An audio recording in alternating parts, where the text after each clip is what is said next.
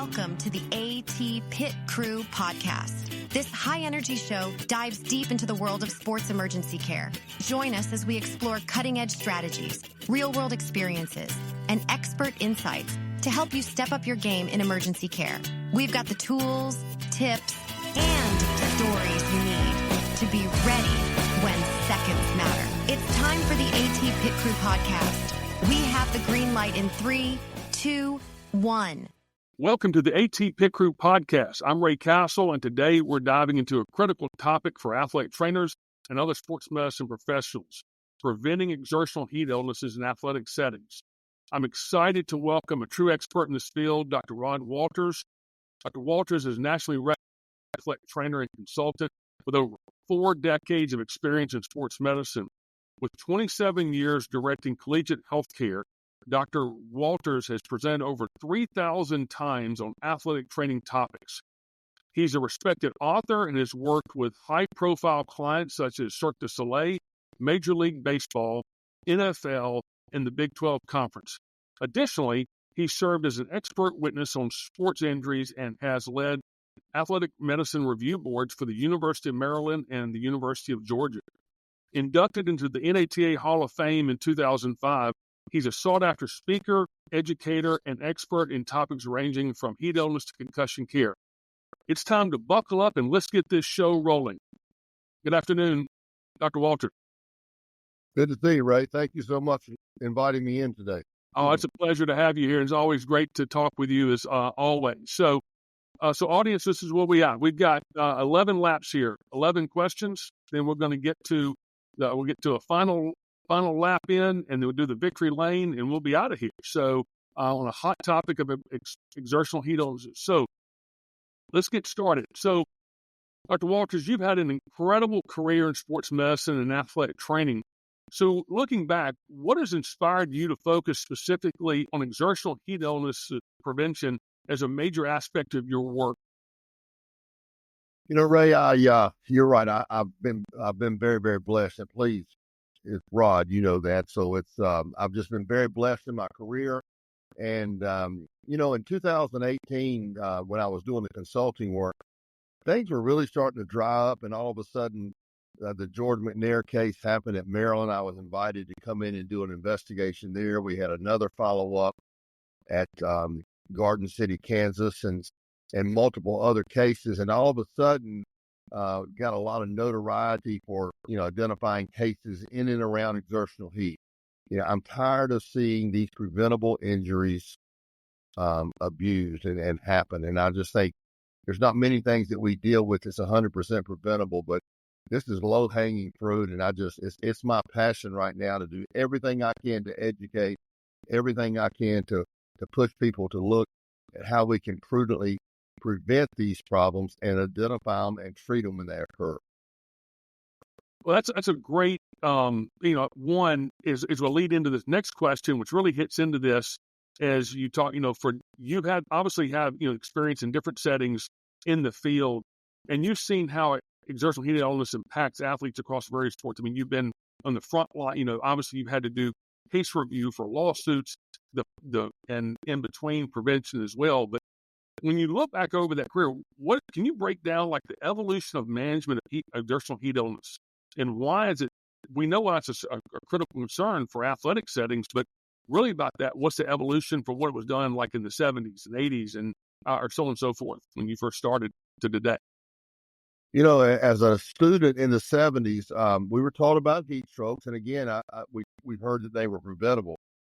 I was a something you probably didn't know, that I was a benefactor to the education, because in North Carolina there was a heat stroke in 1973 at the University of North Carolina, Chapel Hill, where a young man expired from exertional heat stroke, and it really got things rolling in North Carolina. So I was a student then, and when I went to college, obviously this was a big focus, and it's always been talked about as a 100% preventable incident. I think during my career, I never saw a heat stroke. We saw a player one time where we intervened, and he was obviously on his way to having a heat stroke, but we prevented that. So, I think the assessment, I was always around good doctors that were very, very aggressive. So we would, even back in the 90s and early 2000s, we were checking core temperature to make sure people didn't have elevated values there. When I started doing the education programs, I had a talk about this and got a lot of pushback from a lot of people about assessing for core temperature. My basic deal is if we see a mental status change, that tells us we have a heat stroke, and we identify that by assessing that core temperature, as you well know. And so I just think that's paramount. And as I taught that, it was really pushed back.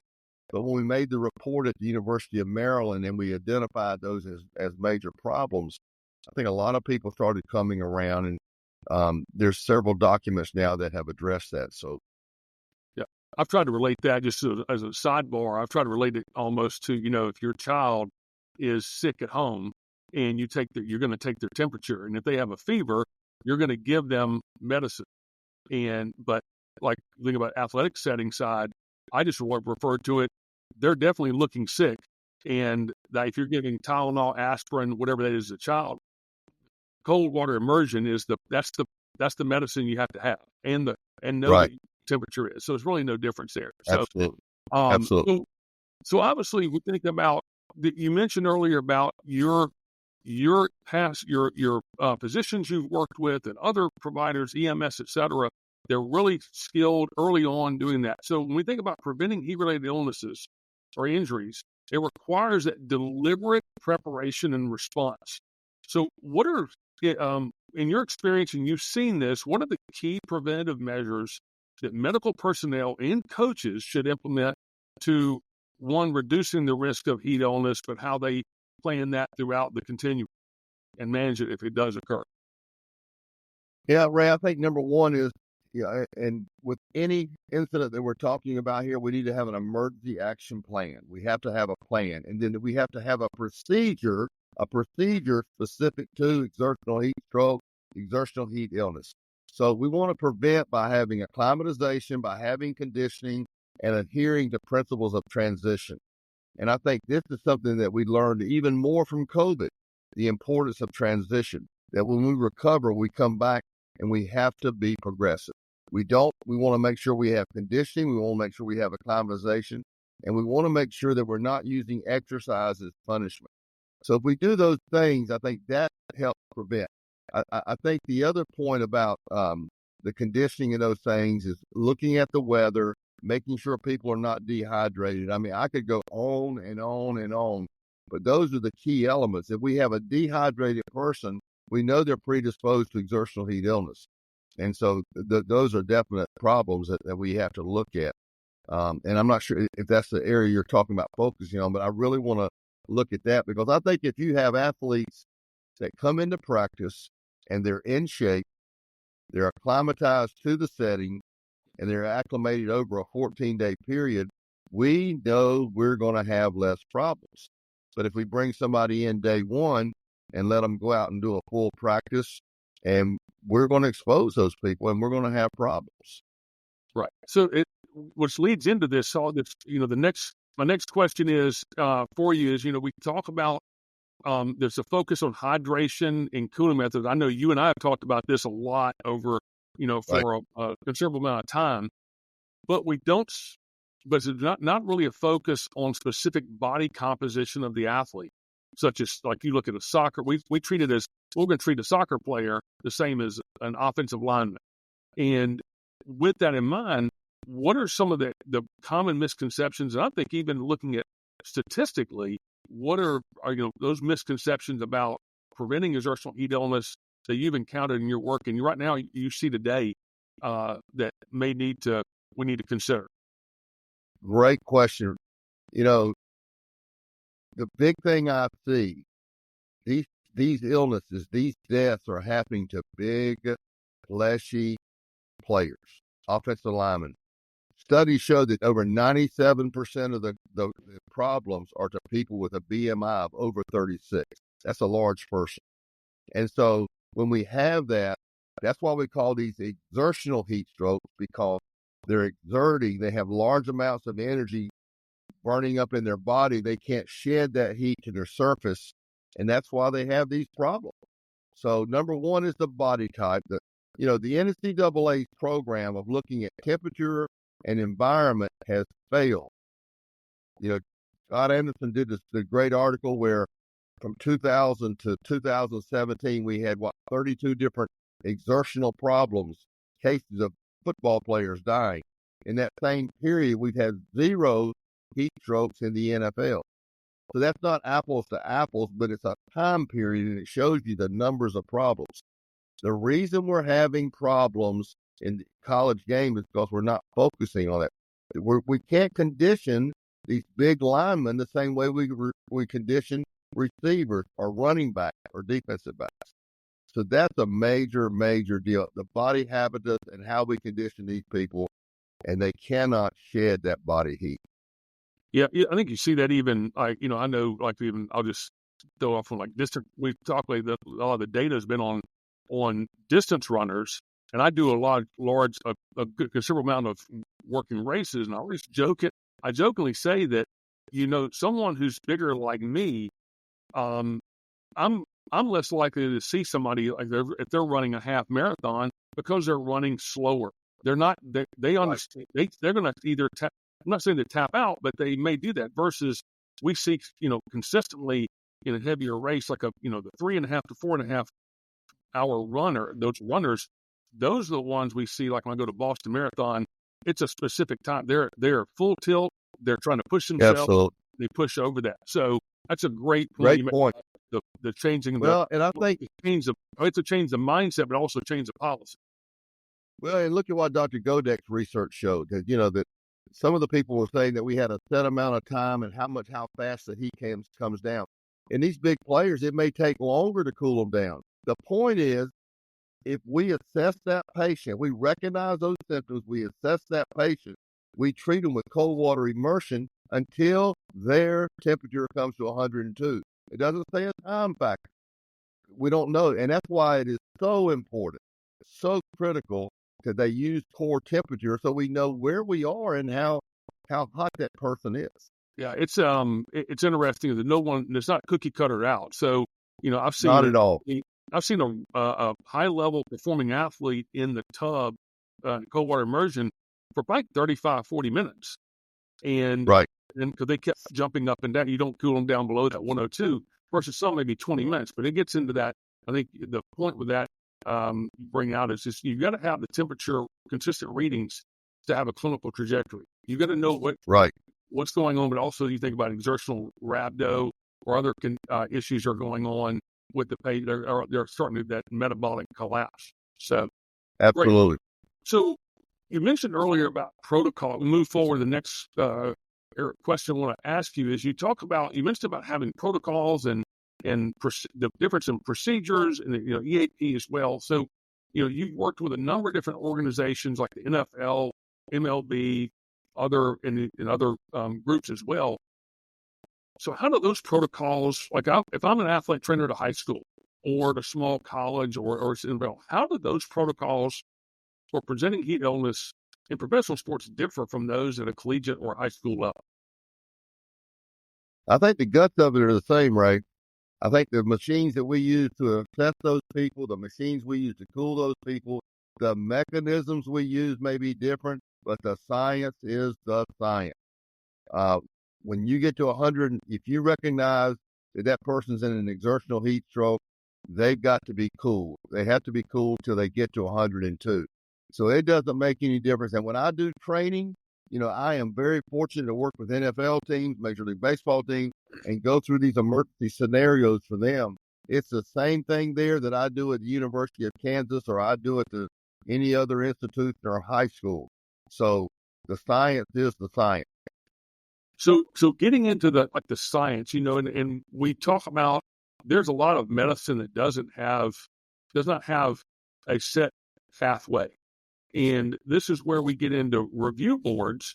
And I know you have a tremendous amount of experience on medical review boards for major universities, like I mentioned, University of Maryland and University of Georgia.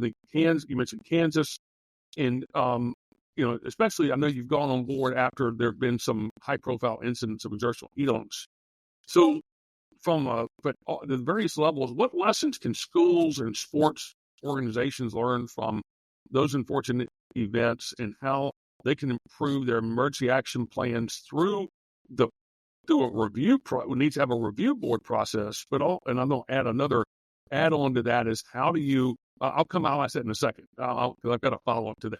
So go ahead and you just Okay. read I through. think number one, the two questions I'm asked when I'm contracted to either review an incident or a death or something like this is number one, do we have appropriate procedures in place? Policies are telling us we need to have a concussion plan. The procedure for how I deal with concussions at the University of South Carolina or an NC State or wherever I may be, that's how we handle it at that locale. So procedures are what I'm going to implement at my institution. So do we have appropriate procedures? And number two, were the procedures followed? That's the questions people want to know, and that's what we try to ascertain. So I think that's the critical thing. And I think procedures are so very important because now I know what I'm supposed to do. I know what I'm supposed to teach my staff to do, and we can review that. We can refer to that, and it's a document that we can use collectively to make sure we're on the same page. It's created, it's drafted, and then it's reevaluated by our physicians. It's shared with legal counsel. We save that from year to year, and all the edits are tracked. So I can go back and look at what I did in 1994 and when did that change.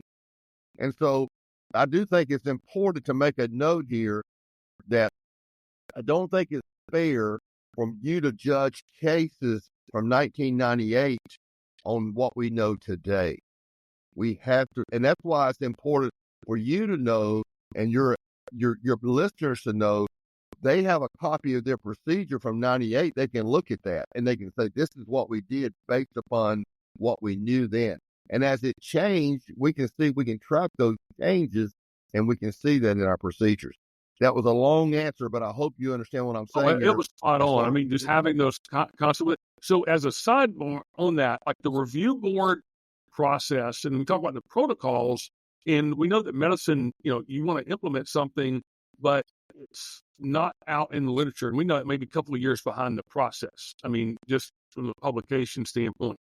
So have there been cases or situations where you've been on these review boards where you're actually implementing policy that's not or considered adopting a protocol or a process within the protocol that does not have a lot of like I'm going to say a position statement evidence or best practices evidence, but there's a lot of literature that's leaning towards that to do that. Yeah, I think that, people want to be on the cutting edge. You want to look at it. At the same time, I think a great example, Ray, would be the 2023 concussion consensus statement. Yep. That came out in 23, published in 24. They met in 23, I think, is that right? Met in 22, published in 23, and it actually got out in 24, whenever it was, a year after it was published. So I think that, if we look at these things, something may come out in 2023 and it may be a year and a half before it's implemented. I think there's a lot of people, really prudent people that are tended to detail. They're going to get that in their best practices as soon as they can. And I think that's what's important. And so as we look at that, as we go across there, we want to update those changes. But I think that, yes, there's a lot of times that we'll have information come out. There's a new information, and we have to look at that and apply that. But again, it's by our consensus. It's by our advisors. It's by our group. It's not. I'm not making all those decisions, but we're going to share that with our group, and we'll make we'll create a better procedure based upon that collective effort. Yeah. So you're standing with a team, and the best eyes are looking on that. And for that, great. So Absolutely. We think about moving forward with heat illness, and we know that it can happen quickly. It doesn't have this one. People think, oh, you got to typically a long time ago used to be, oh, they got to have hot, dry skin, and we know that doesn't take place. And it requires immediate action. So, what are key steps that athletic trainers, the medical personnel they work with, and coaches should take if they are the athlete is suffering from the exertional illness during practice or game? Great question. I think number one, we got to have a plan to initiate this immediately. And so whenever we recognize a person that's having mental status change, they're clumsy, they're goofing up a drill, they're just doing things that are not normal. That's that mental status change. That's that central nervous system dysfunction. And so when I recognize those symptoms, I want to make sure I make an assessment. And that assessment is going to be that core temperature assessment. And if I see that core temperature north of 104, they're going to take that bath in that cold water. But I've educated my athletes about this, that this is what we're going to be. So I'm going to use that acronym of rapid recognition, rapid assessment, rapid treatment, and then rapid advanced care. And we know that if we do that, and if we identify that patient within 30 minutes, we have 100, and cool that person within 30 minutes, we have 100% success rate. Dr. Casa and all his research has 274 cases of exertional heat strokes that they have rapidly assessed, rapidly treated, and what happened? They walk out of the tent and go home. Yep. So that's a phenomenal statistic. Oh, So it I is. think it's so very important that we understand that we have to make that rapid assessment. If And I get nothing else out of my webinar or this podcast today, I think that's critical. Bell's article is so good on that, the pre-hospital care. One other point, that is a consensus statement from emergency medicine. So when EMS says we're going to load and go, we're not going to stay and play and, cool first, transport second. We've got to do those things. And that's a pre-hospital care by EMS. yeah, I would say the thing that you're looking at this, and I try to stress as well, is you need to know what you're going to do at 102 temperature as well as 101.9 and below. Yep. And then the same thing for 105 and 104.5. And that's those, and know what you're doing and not going to do that doesn't apply to everything.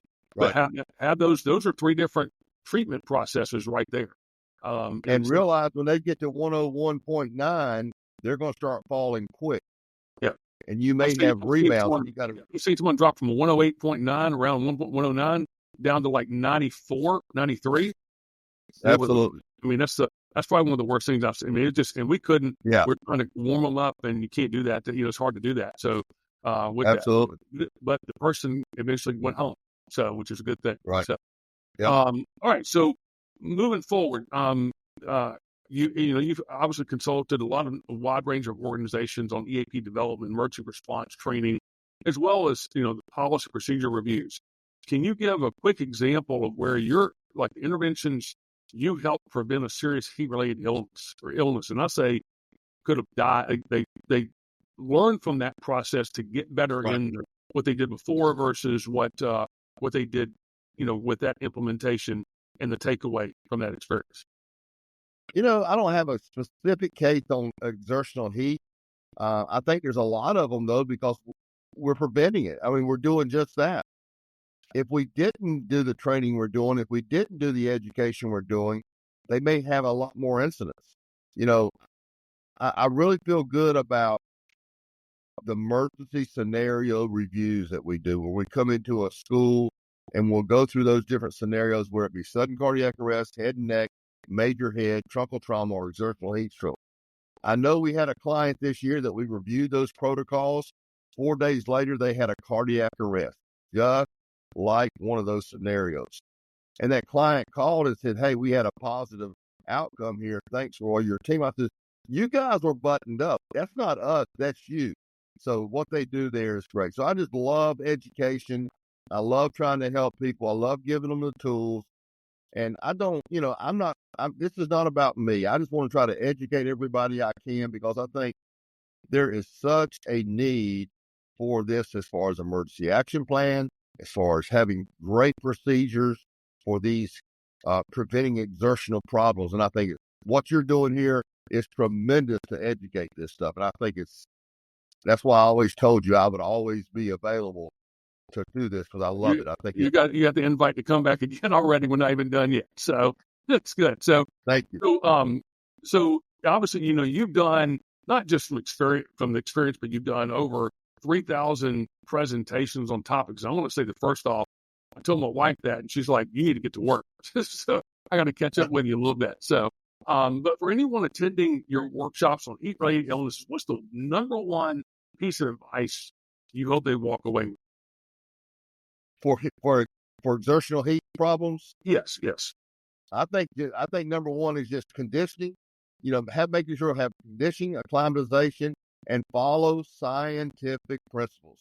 If we'll look at the 2019 document on preventing catastrophic death from the NCAA, it's a great document. It's got a great checklist. If you go down that checklist and look at all the things in there, I'll bet you're missing some of those, and I'll bet that's what's causing problems. So if we'll do a good job, if we'll be aggressive and be prudent in our work, that's the deal. That's all I ask is people just to prevent these things. And Ben Franklin said an ounce of prevention is worth a pound of cure, and I really believe that. Yep. It was that's about as simple as it gets, and make a difference. Absolutely. So we've wrapped on a lot of different topics already in a very short time period today, and two questions, and we're going to get down to the final lap of this podcast. But social media, obviously, everything gets thrown out there anytime you see a number. Especially but we're continuing to see a considerable number of athletes being hospitalized or dying from exertional heat illnesses. So what is, in your opinion, what's still the major hurdle or problem we're facing related to the exertional heat illnesses, and what we can do to really eliminate that heat related sports? I think I repeat the one I just said. I mean, I think we have that checklist. We look at that. How do we keep science in there? How do we look at conditioning? How do we look at acclimatization? Do we admire? Do we acknowledge transition concept so that we implement activity? We introduce new activities gradually.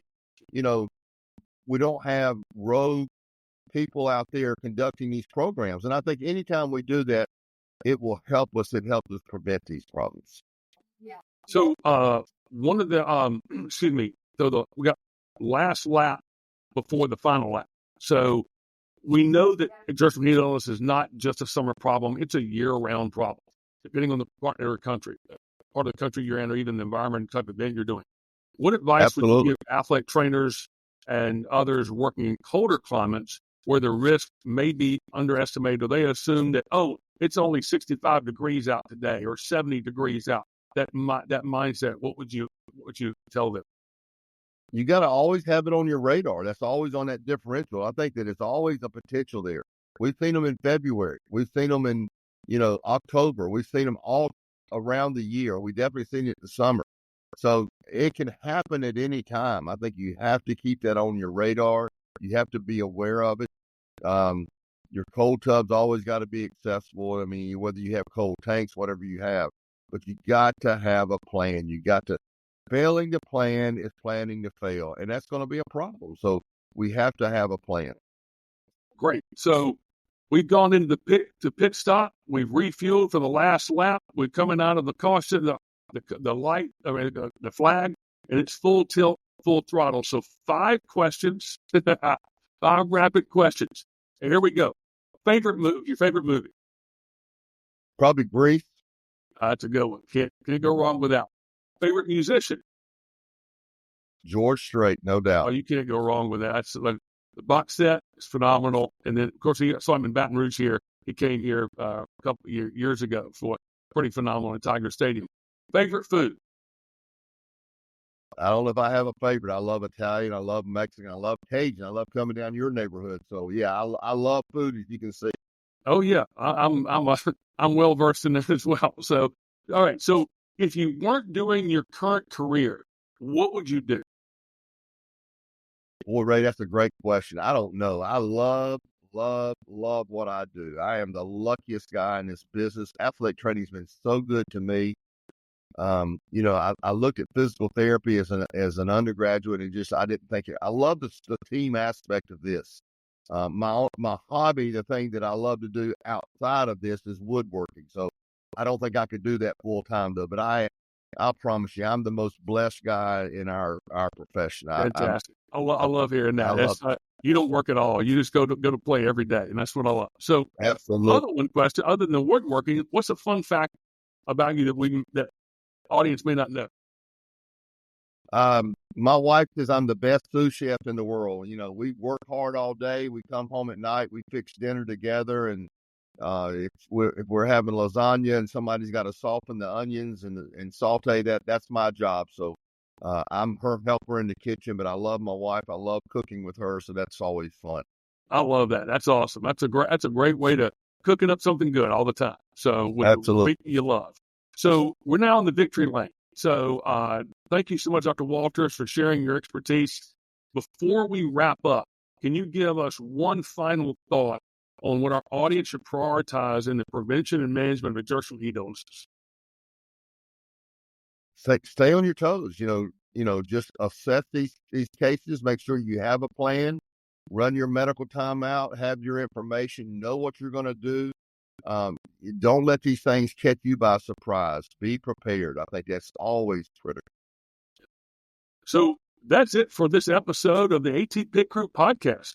Big thanks to you, Dr. Walters, and for joining us and sharing your invaluable insights. But before we end, can you share with us how audience can contact you? Yeah, I have a website, rodwalters.com, very easy.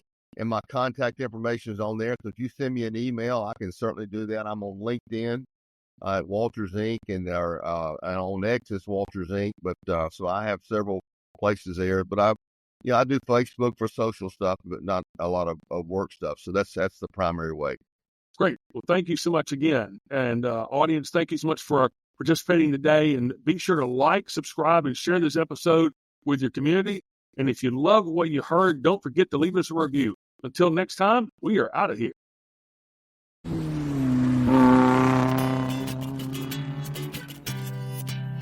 Thank you for joining us on the AT Pit Crew podcast. We encourage you to like, subscribe, and join our community. For more information about this podcast show, visit www.actionmed.co/podcast. This show is a production of Action Medicine Consultants, LLC. The medical information provided within this program reflects the opinions of the hosts and guests and is intended for informational and educational purposes only. It should not be considered as a substitute for professional medical advice, diagnosis, or treatment. Always seek the guidance of your healthcare provider with any questions you may have regarding a medical condition or treatment.